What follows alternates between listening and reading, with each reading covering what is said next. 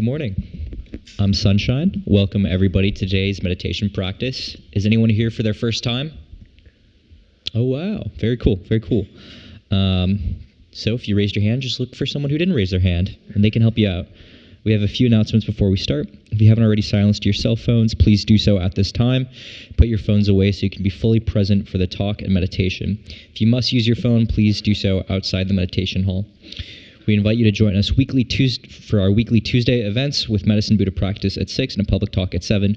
But this Wednesday, we will hold a special event. At 7 p.m., the Venerable Monks will perform a powerful ceremonial healing medicine Buddha puja for well-being and physical and mental health. We will also be sending heartfelt prayers for the good health and long life of His Holiness the Dalai Lama and for the swift and complete recovery of our beloved teacher, Geshe Pendela, following his recent medical procedure. Wednesday evenings at 7 p.m., the Drepung Loseling monks conduct evening prayers for His Holiness the Dalai Lama's long life and other teachers. On Thursdays at 4:30 p.m., the Drepung Loseling monks conduct the Protector Puja for smooth journeys, successive interviews, and medical treatments, new businesses, etc. A popular 5-class foundation series begins January 17th. This series, which is ideal for beginners, is taught by Geshe Nawang Pende and will be held online via Zoom. The series will begin with an introduction to Buddhism and continues with retreats on 4 universal Buddhist meditation practices through May. This series is a prerequisite for the intermediate series and other retreats. As a reminder, please do not park on the grass along the driveway or behind the building. If the lot is full, overview parking can be found via Skyland Drive at the John Lewis Elementary School.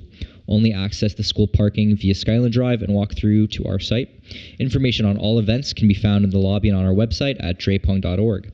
If anyone is interested in volunteer opportunities to get more involved supporting our center and programs, please see me or our volunteer coordinator, Michael Duffel, or anyone with one of these name tags. If you are interested in becoming a member to support our ongoing programs and take advantage of benefits like discounts on courses and retreats, applications are available in the library. You can also register online.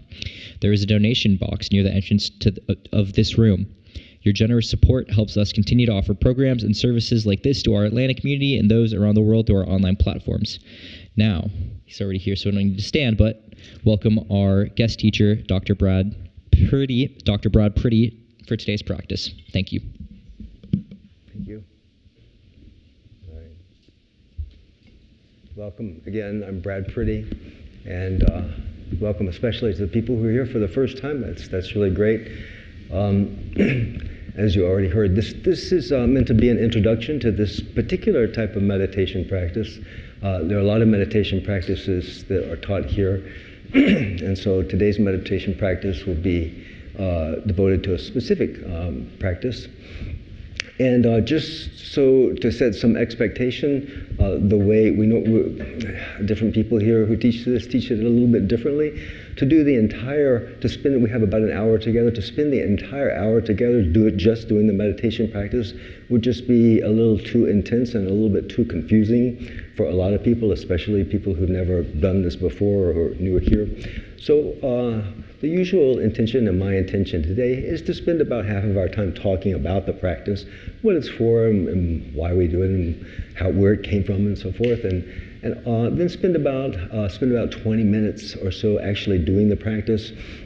Most of that time will be in silent meditation, although I'll offer some guidelines and some guidance as we go through a few points just now and then as we go through the meditation. So it's a little bit of a guided meditation. And then we'll try to save 10 minutes or so toward the end of class. I'm a little trying to get in sync with the clock on the back wall. We'll try to save about 10 minutes or so for any questions or comments or experiences that you may have had today or any other time. So that's the expectation for today. Once when I was doing this some years ago, I don't think the person's still around anymore, but one gentleman was sitting here and I had spoken for about 15 or 20 minutes as well today, and he said he was a little bit upset, and he said, "When are we going to meditate?" And I said, "Please go right ahead. Don't let me hold you up. You can start any time if you already have a meditation practice or an object of meditation, and you want to get started. Go right ahead. Just let my words kind of go through your mind, through your ears, and ignore them." So I wanted to set the set the intention kind of at the beginning. Even in other schools, my first experience with any kind of meditation was, it was more than 30 years ago when I started my practice in this Tibetan tradition, which we have here at this center. Before that, I was practicing in the Zen tradition, in the Zen Buddhist tradition for many years. And I lived in Rochester, New York, where the Zen Center Rochester, founded by Philip Kapleau Roshi. You may know that name. He wrote the book called The Three Pillars of Zen, and he was one of the very famous teachers who traveled to Japan and studied Zen Buddhism and brought it back to the United States in its very pure form. And I was there in Rochester when Philip Kapleau Roshi died from complications of Parkinson's disease. He was quite an amazing person. And that was my first experience with any kind of meditation, including this kind of meditation. And even then, you know, in the Zen tradition, if you've had any experience with that, even then they don't go for an entire hour just doing meditation. They have various ways of breaking up that practice, one of them being a practice they call kinhin, or walking meditation. And that's where people get up from their seats and form a circle, and it depends upon where you are, what school you're in, but people walk around the room in a state of meditation, trying to hold the meditation with their hands folded, walking around the room, and then getting back into the seated position for the zazen. Za means seated in Japanese.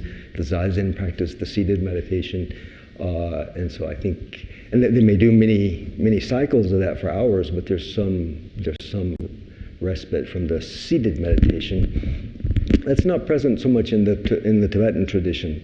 Tibetans will sit for 4 hours, you know, and it's with no break. But especially when you first come to their practice, you certainly need to take some breaks and keep the meditations short. We always talk about that with when beginning practice. And as you heard, there's a session, a whole day session on this type of meditation in the foundation series that comes from this center. So you can sign up for that. There's a notice on outside when the date will be. So today will just be a brief kind of introduction to the meditation. And if you want more, then you can definitely come to one of those sessions. The session will be called Shamatha meditation, because that's the name of this type of meditation, Shamatha. In Tibetan, it's called shine, which means calm abiding, shine, which I think is a beautiful metaphor, or a beautiful way of expressing what we're doing, because we're just abiding. No, we're not doing anything at all. There's nothing at all that we have to do. We're just abiding in a state of calmness. And this calmness is basically a state of lack of distraction. That's, if we could just express it in one way, it would be that we're trying to avoid distraction. We're gonna take an object of meditation. That's very important. We'll talk about it in just one second. Having an object of meditation, not just having a state of nothingness in our mind. It's not a state of just nothingness. Like, it's not a state of just relaxing and just having nothing in your mind. You specifically want to have an object of meditation. It's very important, because our goal is to achieve two things with regard to the object of meditation. One is stability, and that means, and the other is clarity. Stability and clarity. So the stability part is that we're able to hold in our mind, the object of meditation without being distracted from it, without being distracted toward other things going on today, things that happened last week, our mind being running off and running away from the object of meditation. And also not to be sinking into a state of having lost the object of meditation because of lethargy, sleepiness, or our minds sinking down and losing the clarity of the object that we're meditating on. If the object had a visual look to it, we would want to see the object in all of its manifestations purely and clearly, not only having stability on the object so we're not distracted from it, but having an intense clarity, like a radiant light. So instead of having a 25-watt light bulb, we don't use wattage much anymore, but we're having like a 150-watt light bulb to illuminate the object of our meditation. So this shamatha meditation practice is not unique to Buddhism, although we happen to be in a Buddhist prayer hall here at the Drepung Loseling Meditation Center. But it's certainly not unique to Buddhism. This practice came along way, way before the Buddha taught 2,500 years ago. Long before he came along, this practice of shamatha meditation was in practice at the time. It was very well known. And all of the stages of this meditation have been well laid out long before the Buddha. In fact, the Buddha used this meditation in becoming Buddha. So this is something that's part of the Indic traditions of spirituality, and by that I'm referring to Hinduism, Buddhism, and Jainism, or Jainism, however you want to pronounce that. So all of the Indic traditions of spirituality, they have practiced this sort of meditation way far beyond, before the Buddha, and have experienced the various levels of the meditation. You may be aware that in the Indic traditions, there are 3 realms of existence. The desire realm, which is where we live, and then above that, the form realm, and then above that, the formless realm, rather technical. But these realms are not hierarchical or ascensional, like we're down here in the desire realm, and up there is the form realm, and then the formless realm. Rather, they are dimensional. They exist exactly where we are right now because of our unique karma, our collective karma. We can only see what's in our realm, what's in the desire realm, but there are other realms of existence, we believe, which exist right here in the space beyond us, but we cannot see these other beings. They may be disembodied beings existing only in mind, only in their mind streams, and so forth. And the point is that by doing this meditation, you can ascend through these levels of desire, form, and formless realms and experience the form and formless realms. We know these to be existent because people long before the Buddha, in what we might call the Hindu practice, although Hinduism, it's hard to say what exactly is Hinduism. There are so many deities, and one person's practice may be very much different from another's, and we call them all, we just lump them all together and call them Hindu. But this practice has been taken to its very highest level by many pre-Buddhist Hindu practitioners. And for some of them, it's even the goal of the practice to climb these ladders through these states of existence, these realms of existence, the desire, then the form, then the formless realm, all the way up to the highest level. There are 4 levels of the form realm and 4 levels of the formless realm. And some of these pre-Buddhist Hindu meditators took this to be the very purpose of their meditation, is to climb these levels. In the Buddhist tradition, that's not the goal. In fact, that's quite a bit of an error, somewhat in the Buddhist mind state, the mind thinking, to spend your life, to spend this precious human life that we have, just in attaining more rarefied states of meditation, all the way up to the formless realm. That would be something that would be not encouraged. That would be a wrong use of our precious human time together. So what is the purpose of this meditation where we try to avoid distractions? In the Buddhist ideal, we have a very fundamental nature of our mind, which we call the clear light nature of mind. It's the basis of our mind, the very deepest layer of our mind, the deepest stage of our mind. And we believe that to be a reservoir or a fountain of bliss and happiness and joy. So that's the true nature of our mind in the Buddhist context, is not contaminated by any afflictions. We have a reservoir of happiness, blissful happiness that is the nature of our mind. And we believe that it's just covered over. The reason we can't dwell in that and live in that every day from day to day is that it becomes covered over by afflictive emotions, destructive emotions that we have throughout the day. And probably all of you have either heard this analogy or you can relate to this analogy. It's sort of like the sun shining in the sky, which we can see very easily and very bright on a clear day, but on a cloudy day, you can't see the sun. The sun is still there, it's still shining just as bright as it normally is, but we can't see it just because it's covered by the clouds. And we cannot access this clear light nature of mind, or this fundamental nature of our mind, which is ultimately pure and happy and blissful, because it's obstructed. It's obstructed by the clouds of afflictive emotions, destructive emotions, anger and hatred and harsh speech, and many of the destructive emotions that happen to us just naturally in the course of living in a modern society. So the meditation that we'll do, this Shamatha meditation, is basically plunging the depths of our consciousness and trying to clear away some of the obstacles, some of the afflictive emotions which act as obstacles to our ability to tap in to the deepest layer of our mind, which is fundamentally pure and clear. So the point of this meditation, one of the points, is that our attention and our ability to do this is trainable. It's developable. We can train our attention, because we all are on a spectrum in this multitasking world. We all have a state of sort of ADHD, as we call it, or ADD, if you want to call it.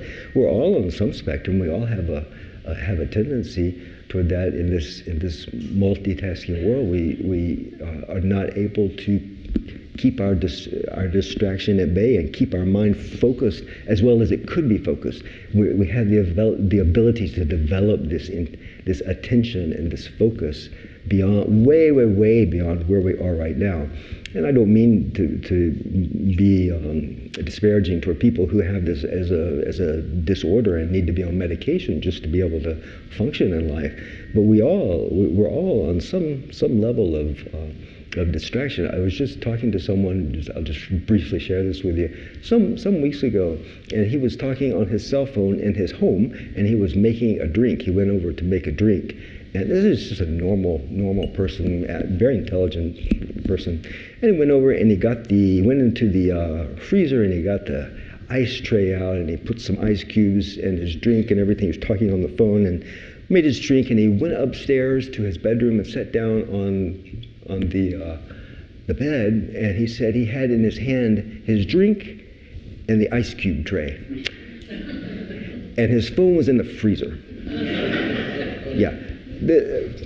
Actually happened to a normal, intelligent person.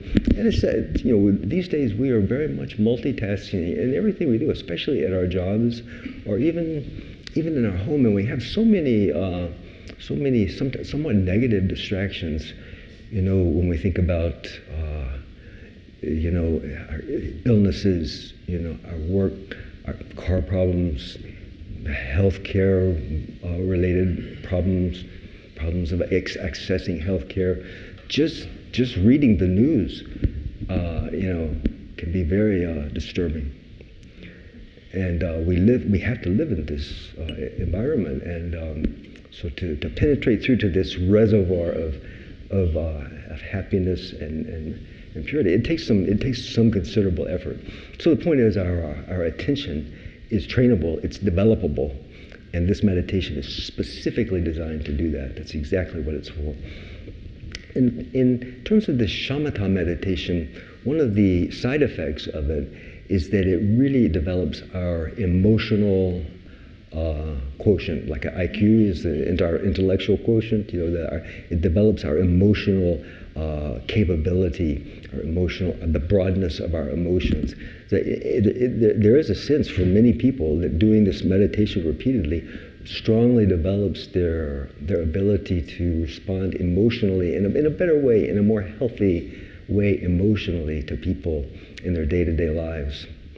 So that's something that's very important, especially here at this center, where our founder of this center, Geshe Lobsang Tenzin, founded the CBCT, the Compassion-Based cognitive training that he teaches at Emory and teaches is here at this center, and is very, very popular and very well known. Some of you may even be have taken that some of those teachings or meditations, or taken the training, and maybe even certified to teach. So that's something that's kind of important to us here at this center because of our history and our founder. But also, getting toward the end of my comments here, also this meditation practice is very important to our cognitive state as well as our emotional state. It's very important for us in terms of our cognition, and to that way of speaking, let's talk about what the meditation involves. It very much is a mental practice. It's a mental practice. So it doesn't involve our vision, our eyes, our hearing, our audition, our hearing, the sound of the sense of hearing, smell or taste or touch or feel or anything like that. It's very much a mental practice. So it's not just looking at something and staring at it for 20 minutes. It has nothing to do with our eyes or our ears or any of our senses, except our mental sense. In the Buddhist tradition, the mind is a sense organ. It's a sixth sense organ. So that is what we're using in the meditation. So it's quite different from in the Hindu tradition, for instance, in the yoga practices. There are quite a few meditation practices, and some of them involve staring at an object. You may be familiar with the staring at the light from a candle. Some people will put a candle up with a flame on it and will sit and look at the flame and try to focus on the flame for a long period of time. I think that practice is called tratika, if I'm not mistaken, in yoga practice. And I'm not disparaging the practice at all, but I'm trying to point out that's precisely not what we're doing today. We're not trying to focus our eyes or our ears or something on a mantra, the sound of a mantra, or the sight of something. It's completely a mental practice. Yeah. Some people, we'll talk about the object of meditation quickly, but some people choose as their object of meditation something that's visual. So that's one way of doing this meditation. Other people choose something like our breathing. The focusing on the breathing. But it needs to be an object of meditation but to focus on. That's important because we need to be able to gauge the stability we have on the object of focus, the stability and the clarity we have. So it's important that we have an object to focus on. So again, it's not just a nothingness. It's not just a blank state of awareness, but we want a specific object of meditation to focus on. And some people choose an object. In the Buddhist tradition, some people choose the body of Shakyamuni Buddha here that we have behind us. And if you do that, if you choose an object of meditation to focus on, your eyes are going to be pretty much closed during the meditation, and the object that you're going to be focusing on is what we call the meaning generality of the object.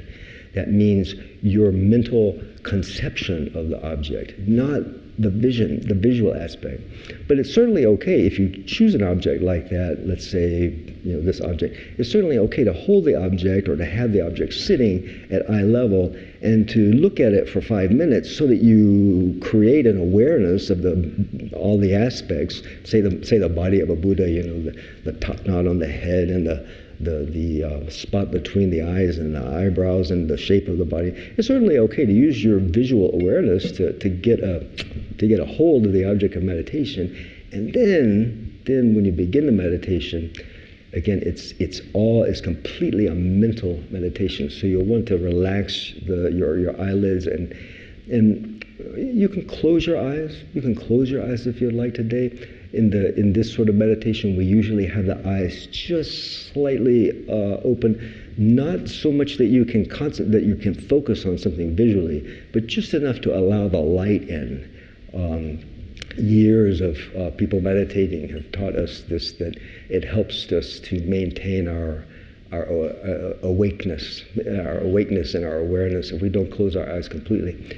But especially at the beginning, if you want to close your eyes completely, that's just fine. So let's take today our object of meditation to be our breath. This is a really good one because we don't need anything. Our breath is always with us. Wherever you go, you have your breath. It's there. And it's just it immediately arises, presents itself as an object for meditation because you can't live without it. It's always with you wherever you go. So we're going to use that today for this introductory session. We're going to use the awareness of our breath. So I'm not going to talk about, because we're going to do the meditation now, I'm not going to talk about some of the very important topics related to this meditation, because that's covered very well if you want to come to one of these sessions where they teach about this meditation. So there are the 9 mental abidings, which are the stages by which we develop this meditation, and there are the 8 features of Vairochana, which is the posture that you sit. It's a 8 featured, or 7 or 8, depending upon how you count it, features of Vairochana, and there are 8 problems, 8 obstacles to the meditation, and 5 antidotes to the meditation. It's quite extensive. So all of these things will be covered well in the class on Shamatha meditation. So if you came expecting to hear some things about those things, I'm specifically not going to use our time today to delve into those, but I'm happy to answer questions afterward if you have some. So let's, for those of you sitting on the floor, we're going to sit in a cross-legged position, as you probably already are. There are different cross-legged positions. Yeah, there are empty seats here if someone wants to come up and sit on the floor. There are different cross-legged meditation. There are different leg postures. Some of in the Zen tradition, sometimes the legs are folded underneath the body in the seiza position with the legs folded underneath, so you're sitting on your knees and thighs, your thighs on top of your legs. Most of the time in this tradition here, we use a cross-legged posture. The ideal is the lotus posture or the vajrasana posture with one leg on each hip. If you can do that, that's great. If not, it doesn't matter at all for the meditation, because the meditation is all mental. It's all about the mind. It's not about the body. However, stillness and poise of the body engenders stillness and poise of the mind.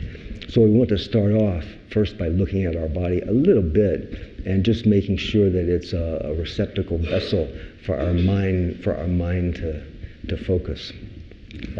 So we'll sit in a cross-legged posture, and if you want to use one of the cushions under your seat, that's a good way to sit with the buttocks elevated just a little bit and possibly the pelvis tilted a little bit forward. And you would like to have your back straight, sort of like if you had a normal spine, it would be sort of like imagining coins, sitting on coins, like a stack of coins, the vertebra of our spine sort of being straight. Of course, there are curvatures to the vertebra, but we imagine, we don't sense them, we imagine that our spine is straight, right? So we imagine our spine to be straight, and we're going to cast our head, have our head either nicely just centered and seated on top of the straight spine, or if you want, you can cast your head just very slightly forward so that it's just ever so slightly looking downward. That's also a very relaxed posture to hold the head in. If you're seated in the chair and you're not sitting in a cross-legged position, you still want the spine straight and the head in this position, but you'll want your feet just to be you want your legs to be uncrossed. You don't want to sit with a crossed leg position. You'd like your legs to be uncrossed and your feet to be flat on the floor, both feet flat on the floor, so that there's a sense of equality and equipoise there in the lower body. And then, as I mentioned, we're going to either close our eyes, or you're going to almost close your eyes, such that there's just the eyelids are just very slightly kissing each other, and you're allowing the the peripheral light from the room to just enter your mind stream and allow there to be a sense of wakefulness there, whichever is more convenient for you. And then we're going to just check in with our inner body, holding our posture just as relaxed as possible in this state. Allow your sense of awareness to descend through the crown of your head, relaxing as it goes down, relaxing the shoulder muscles, relaxing the arm muscles. Your hands can be together in your lap, or they can be just seated on your thighs, palm down on your thighs. Allow your awareness to descend into your shoulders and into your arms. Check to make sure there's no heaviness there, no tension there. If there is, just breathe deeply into the area where you find tension and breathe out and relax the tension. Allow your awareness to descend completely down through your body, all the way down to the ground, all the way down to where you feel the sensation of your lower body touching whatever you're sitting on. Completely relaxing as it goes down. Completely relaxing your legs. Don't hold tension there. And now just allow your awareness, like incense inside your body, like a sense of smell, just to gradually rise up and permeate through your body, so that you're aware of the inner and outer sensations of the body, completely relaxing any discomfort or any tension that you find along the way. And your awareness rises up and just permeates through your torso, your chest, your head, and you become now aware of the sensations of breathing in and out. And for a moment, let's focus on the awareness of our breath at our lower abdomen, the lower part of our abdomen here. As we breathe in, allow the in-breath just to descend into the lower abdomen and distend the lower abdomen a little bit. And as we breathe out, let's fill the lower abdomen, closing, getting a little bit smaller, and the air going out through our nostrils. And let's just do that for a few breaths now.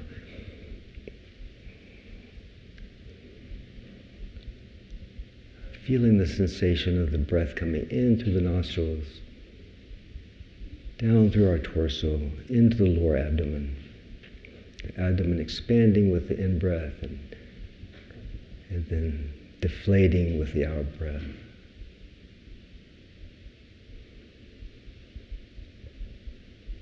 And just focusing on the sensations of the breath.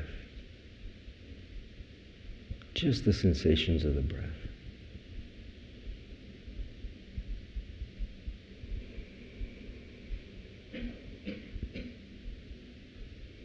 Don't try to control your breath.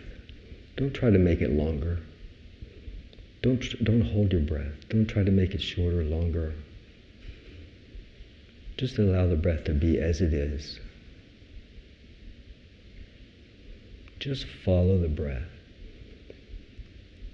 and allow it to come down to the lower abdomen. And just be aware of the sensations of the breath, especially as the lower abdomen inflates and deflates.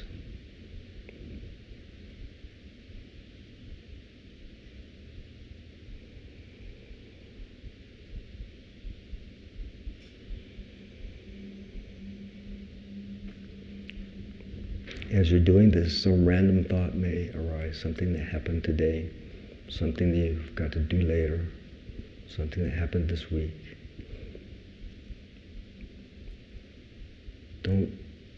Don't hate it. Don't continue to think about it. Just let it go.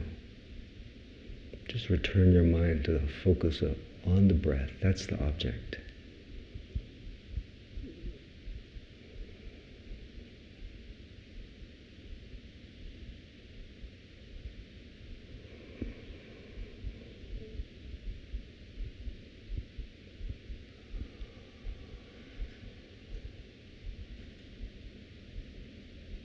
We typically breathe in through the nostrils and out through the nostrils. If you're a little stuffy, it's okay to open your mouth and breathe through your mouth, or your mouth and your nostrils. That's okay.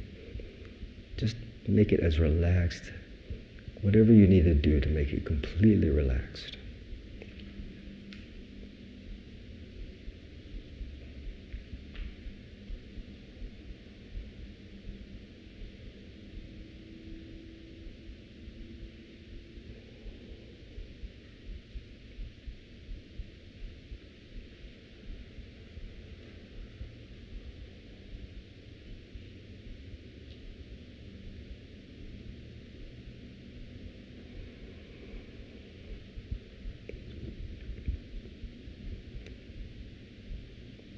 You may find your breath pausing after you've exhaled or after you've inhaled. That's fine, just let it be whatever it wants to do. Don't do it deliberately. Just watch it.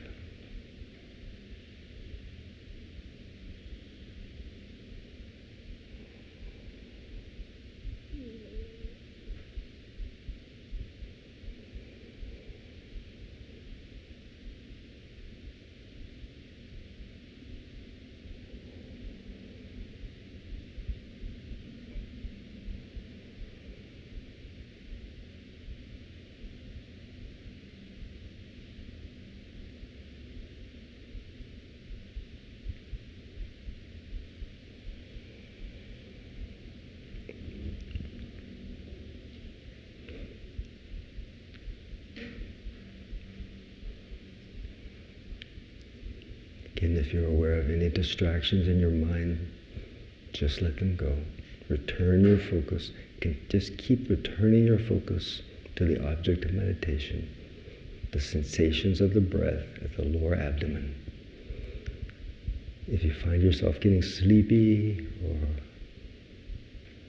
your awareness dropping off, you can open your eyes. Open your eyes. Look up toward the ceiling. Take a deeper breath for a second or two. Wake yourself up. And then again, just return your mind to the sensations of the breath at the lower abdomen.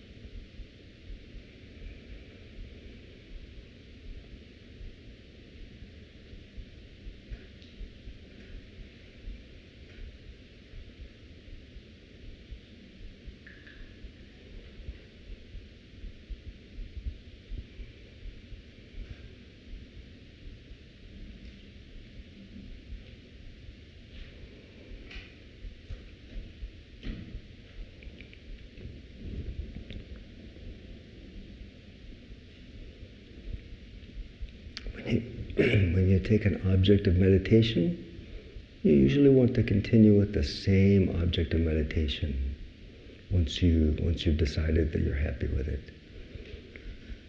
But today, because we're doing this in an introductory way, let's slowly use these last couple of inhalations and exhalations, focusing on the sensation of the breath at the lower abdomen.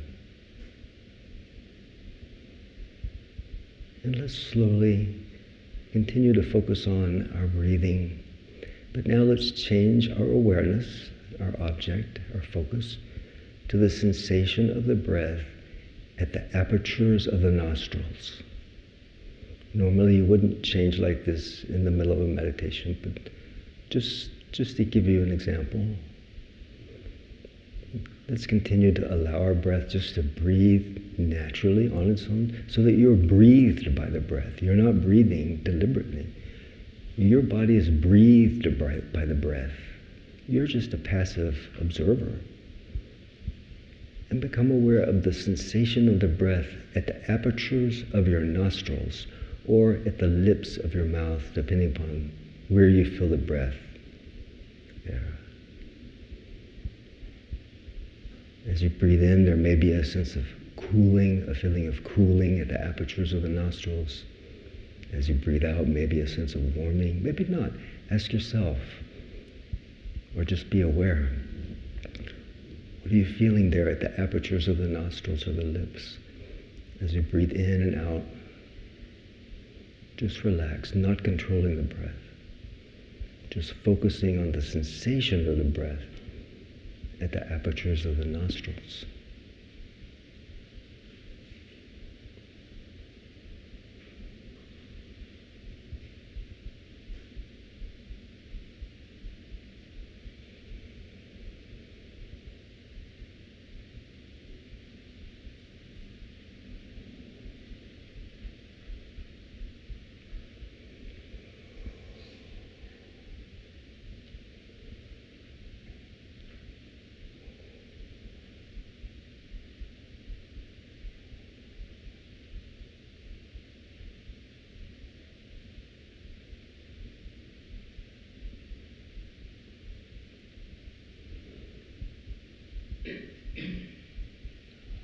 Continue your mindfulness.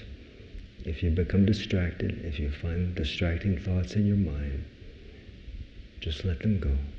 Don't attend to them. Return your focus to the sensation of the breath at the apertures of the nostrils.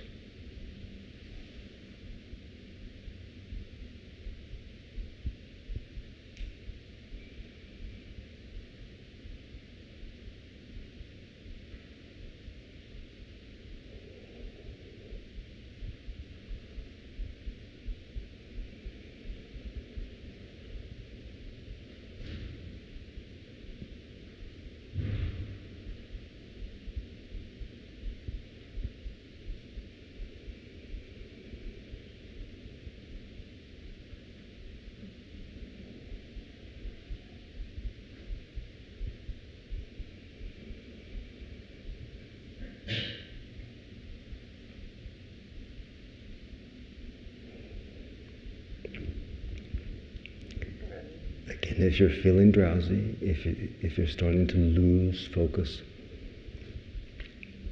raise your body upward a little bit. Make sure your spine is still straight. You're not slumping. You can open your eyes, look upward toward the ceiling. Take a deep breath, take a couple of deep breaths. And just don't worry about it. And return your mindfulness to the sensations of the breath at the apertures of the nostrils.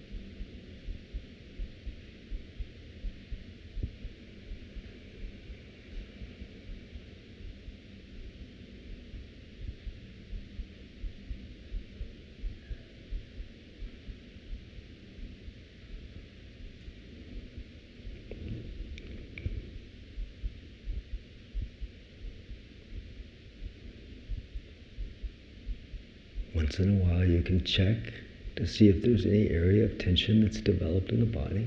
Just relax it. And return your mind to the sensations of the breath at the apertures of the nostrils.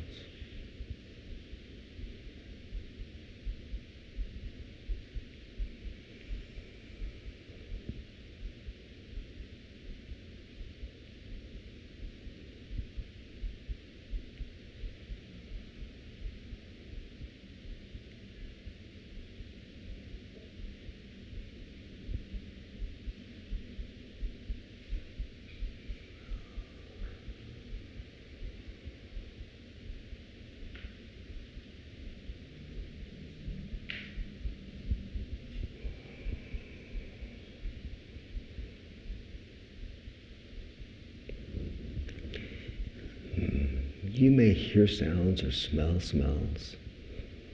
They can be momentarily distracting. Just let them go. Just let them go. Don't allow them to disturb your tranquility. Just return your focus to the object of meditation.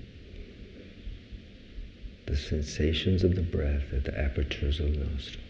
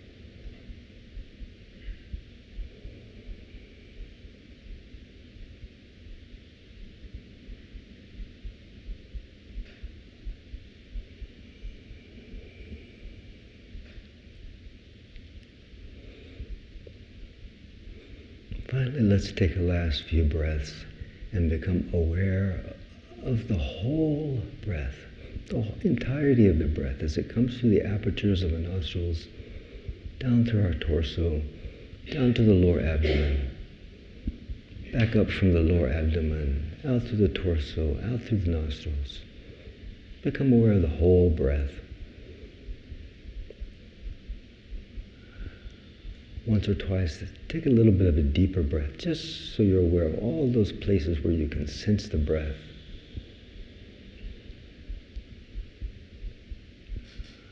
And just be lightly aware of the whole breath.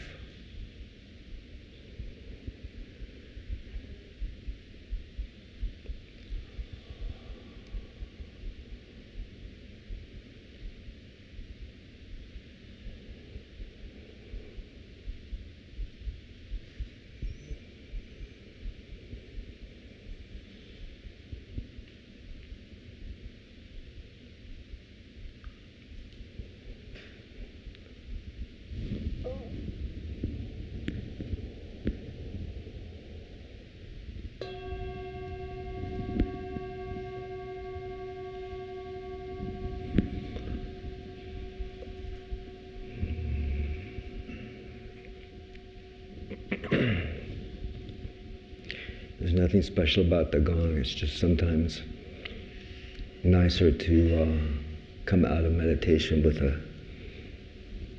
a non-conceptual sound, something that just allows you to wake up a little bit more peacefully than speaking.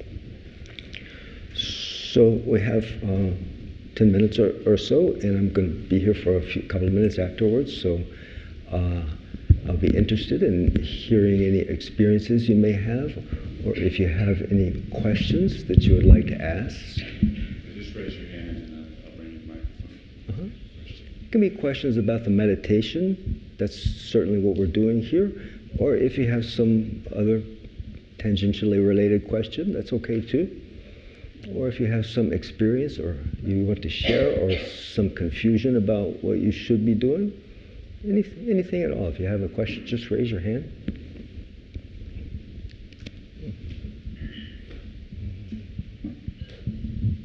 Good morning. Good morning. My question is, when you are meditating, is it okay to meditate on an emotion? Yes. You can choose whatever object of meditation you want. there are as many objects of meditations as there are in the world. You know, in the non-Buddhist tradition, some people choose a stick or the tooth of a dog, or you can choose any object of meditation you want. A visual object, a sensory object like we're using today, the sensation of the breath, or an emotive object, some emotion, yeah. And the Buddha, when he was teaching this practice, he taught for some people the object of meditation he prescribed the object for some people. So for some people who had a very angry nature, he prescribed a certain emotional meditation for that individual person. Or for another person who had a very clinging nature, a very let's say a desire, a nature of intense desire on some particular thing, then there would be another meditation for that particular person. And it would be these types of meditations, these would be done to counteract the main problem that person was experiencing in their life. And many of them could be emotional or other objects of meditation. But the object of meditation is always something cognitive, not something concrete that you're staring at or that you're listening to. Like there were other meditations like TM and that it's still around today, where the object of meditation is the sound of a mantra. You know, that's the object. But that's not the type of meditation that we're focusing on. It should be a conceptual or mental object. And so certainly emotions and things like that would easily be on the list of things you could choose as your object to focus on. Yeah. And your object may vary from one meditation session to the next, although for the long run, if you plan to do this for a long time, or if you're doing it in retreat, you want to settle on one object of meditation and let that carry you through. You don't want to be, today we chose a couple of different objects just as an example, but you want to try to stick with one object all the way through your experience of the meditation, so that you become very stable and familiar with the object, and it becomes more and more stable and more clear as you spend more and more time on it. Yeah. Any other thoughts or questions?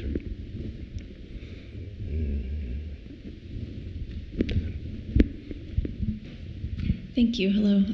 I was wondering if there's a limit to the conceptual complexity of your object. Say it again. I heard most of it. Is there a limit to the conceptual complexity of an object that you should meditate on? Yeah. No, not at all. Not at all. In fact, the more complex the object, sometimes the better.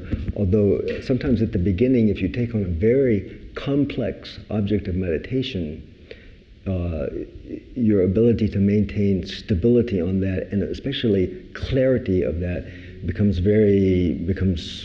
difficult. It becomes a very difficult process for you. But yeah, if you were using the body of a Buddha, and meditating on it, hopefully over time you would become more and more aware of the complexity of the object. So you would start to begin to see the eyes in a different way, in a more clear way than you had before. And when Tibetans, especially when they're describing this kind of meditation, they describe it such that you become more aware even of the eyelashes and the eyebrows, and you become even more aware of the fingerprints, so to speak. So the complexity of the object becomes even more and more complex. Your awareness of it becomes increasingly complex. And then when you can do that, the object of meditation begins to shrink in size, and you become more even equally aware of the complexities, even as the object of meditation is shrinking smaller and smaller in size, down to the size of a mustard seed, and yet you can see all the complexities.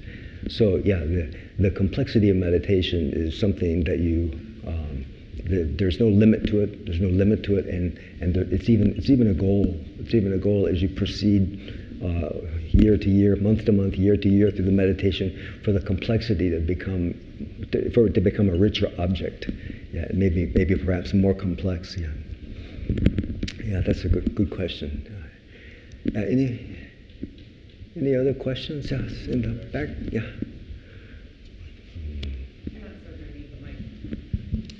People online. Okay, thank you. I'm just curious, what do you suggest if there is some kind of distracting pain or discomfort? Oh yeah, yeah.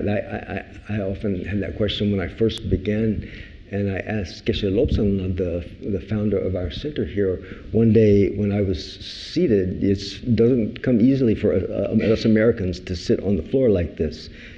Our legs become uncomfortable. We want to move them around. Our knees start to hurt. And I asked Geshe Lobsang, what about that? Can that be the object of my meditation, the pain in my knee that I'm having right now, and he was a little bit intrigued by it, and he said, "That's this is a good question. In order to tie your mind to one object, can you use the thing that's the most, the speaking to you the loudest right now, and that's the pain in your knee?" And he spoke about it at some length, but his final verdict on it was that the object of meditation really should be something virtuous and light and not unpleasant, or at least neutral. Not something that's unpleasant. Like the breath is not particularly virtuous or non-virtuous. It's just something neutral. But to have as the object of meditation something that's not something that's negative or something that's unpleasant would probably just be a little bit disturbing and not allow a resting, calm abiding, as we call this meditation, a calm abiding, on something painful or something like that is not helpful. But we certainly also had the experience of needing to overcome the distractions caused by the unpleasantness, let's say, of the body, for instance, while we're sitting in meditation, because that's going to be a distraction at some point. It's definitely going to be. And some people do this meditation, if they're doing it for very long periods of time in retreat, sometimes they lie flat. They lie in the Shavasana pose of yoga and do the meditation flat because they're having sensations in the legs or what have you, distracting sensations that are distracting them from the object of meditation, be it the breath or whatever. So if it's a distraction, then it's not a good sign. It's not something that you should bore through and deal with. It's something you should try to relax. So if there's some problem, then you end your meditation and deal with the problem. If you need to, lie back against a cushion, or if you need to build your seat up higher, or if you need to go flat into the Shavasana position, the particular posture that you're holding is not necessarily related at all to the quality of awareness that you can bring to the object of meditation. I hope that's clear. Yes, sure. Thank you. Just to piggyback on that, in yoga they say if you have pain in a particular asana, to breathe into it. And I certainly haven't meditated much, but I had quite a bit of pain in my cervical shoulder.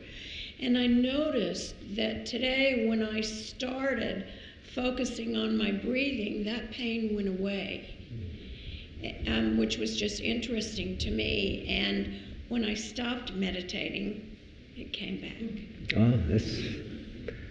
I'm glad you had that experience, and it just stands to reason. It just makes sense if you focus your awareness on something strongly enough, then the other things, the distractions and the other things you could be aware of, you allow them to fall away, and you just don't give your awareness away to those things except for the object of meditation alone, nothing else.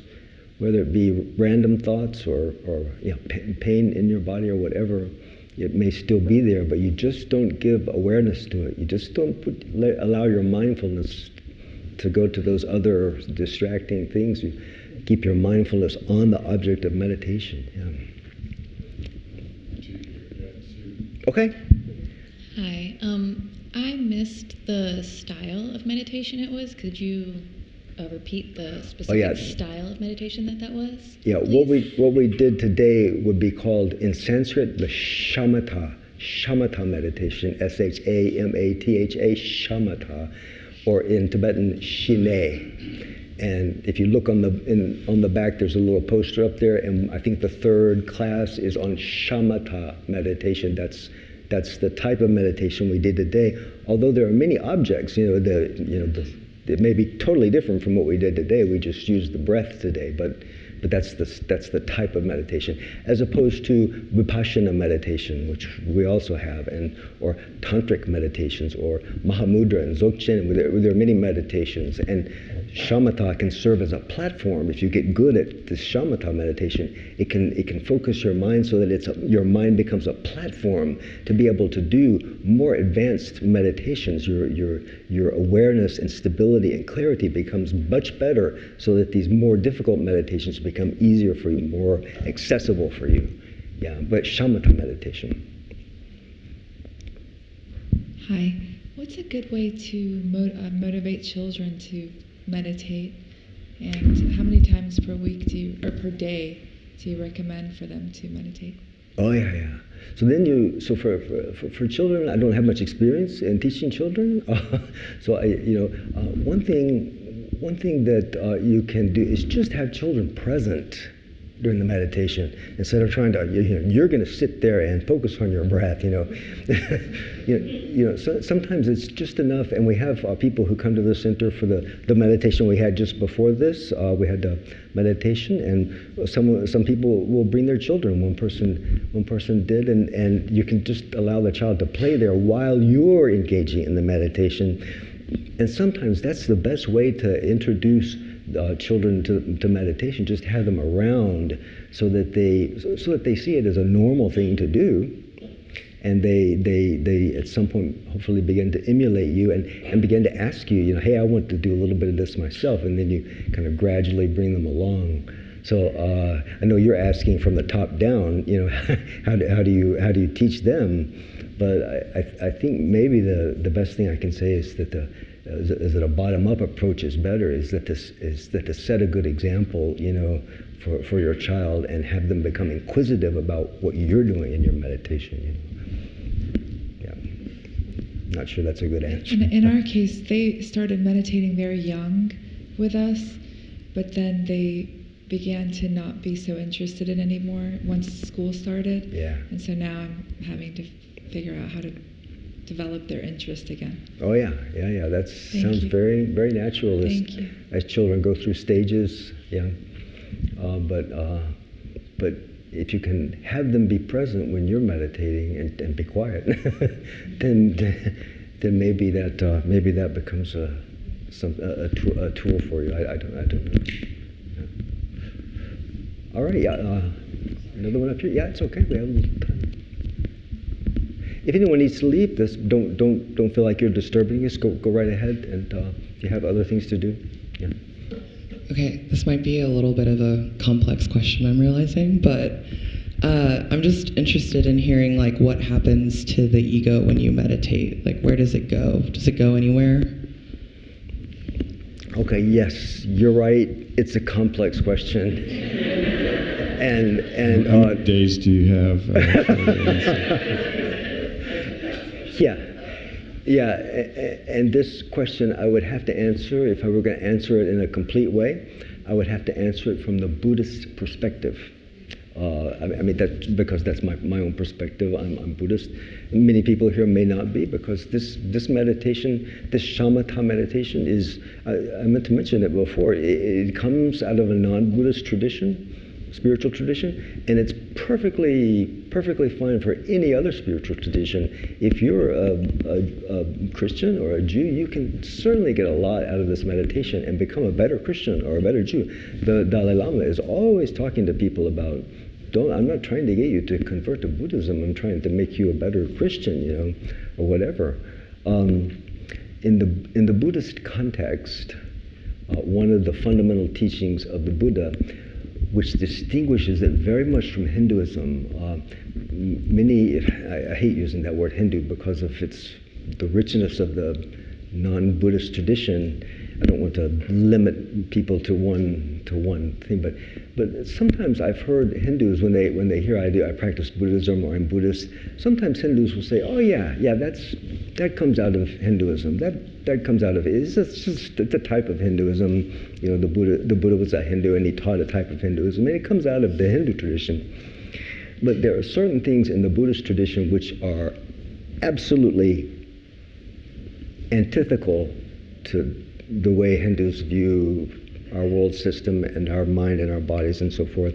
And one of the things that the Buddha taught was the idea of anatman. Anatman. The atma is the word maybe for the soul, or the self, the atma. You'll hear that in Hindu traditions or in yoga traditions. The atma in Hinduism, the atma is very important, the soul, as it is in Christianity and so forth. But just very briefly, one of the very basic principles or tenets of the Buddha was the teaching on anatman, no soul, no self. We are selfless creatures from the beginning. It's not a goal that we meditate and we understand, you know, our self dissolves and goes away, our ego dissolves and goes away, or something like that. It's there from the beginning. We're selfless creatures without an atman, an atman. So I think the way to answer your question is not that through meditation the ego becomes less prominent, or our goal is to somehow suppress the ego so that it becomes less formidable and less. But it's more of a realization as we go along, and allow our minds to ourselves to be open to this concept, to this idea that from the very beginning we're a selfless, egoless individuals. Not to say that we don't exist, but in Buddhism we would say we don't exist inherently.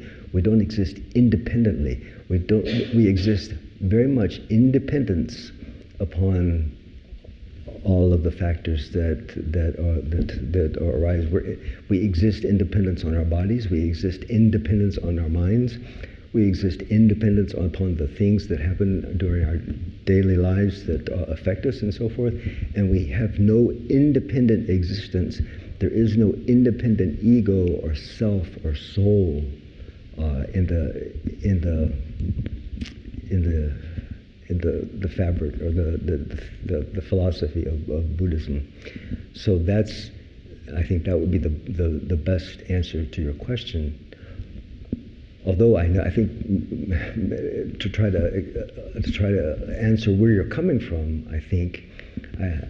I believe that this meditation done over long periods of time results, for people who don't believe this concept of selflessness and so forth, but I believe it results in a softening of the personality, maybe a softening of the edges of our box, so that we become a little more emotionally aware of ourselves and emotionally aware of the emotions of other people, and in that way it makes us kind of better citizens, better senior citizens in my regard. That's a long conversation. Okay, so it's after our time. I'm going to stick around here. If you have questions, you can come up here. But please have a wonderful day. Have a great day. I hope you had a good experience here, and you're welcome anytime. We do this every Sunday in different ways. Bye-bye. Thank you. Bye-bye.